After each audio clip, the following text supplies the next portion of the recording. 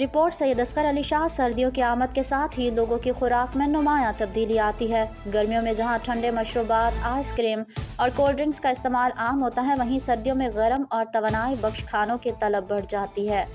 انہی میں دودھ اور جلیبی کا امتزاج سردیوں میں خاص اہمیت رکھتا ہے۔ گرما گرم دودھ اور جلیبی کا استعمال نہ صرف سردی کا مقابلہ کرنے میں مددگار ہے، بلکہ یہ توانائی فراہم کرنے کے ساتھ جسم کو گرم بھی رکھتا ہے۔ خاص طور پر شام کے وقت دوستوں یا گھر والوں کے ساتھ دودھ جلیبی کا مزہ دوبالا ہو جاتا ہے۔ الفیض کی مشہور دودھ اور جلیبی۔ الفیض کا دودھ اور جلیبی اس علاقے کی ایک پہچان بن چکے ہیں۔ الفیض کی دودھ اور جلیبی کی خاص بات یہ ہے کہ یہ روایتی انداز میں تیار کی جاتی ہے۔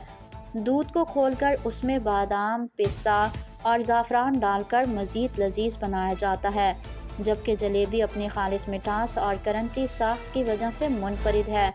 علاقے کے لوگوں کا کہنا ہے کہ الفیض کا دودھ اور جلیبی کھانے کے لیے نہ صرف مقامی افراد بلکہ دور دراز سے بھی لوگ یہاں آتے ہیں۔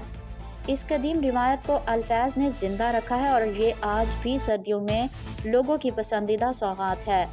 غذائی ماہرین کے مطابق دودھ اور جلیبی جیسے کھانے سردیوں میں جسم کی توانائی کو برقرار رکھنے کے لیے بہترین ہیں۔ دودھ کیلشیم اور پروٹین فراہم کرتا ہے، جبکہ جلیبی فوری توانائی کا ذریعہ بنتی ہے۔ یہ امتزاج نہ صرف لذیذ ہے بلکہ صحت بخش بھی ہے۔ دودھ اور جلیبی سردیوں میں نہ صرف گرمائش فراہم کرتے ہیں بلکہ یہ لوگوں کو ایک ساتھ بیٹھنے اور وقت گزارنے کا بھی بہانہ فراہم کرتے ہیں۔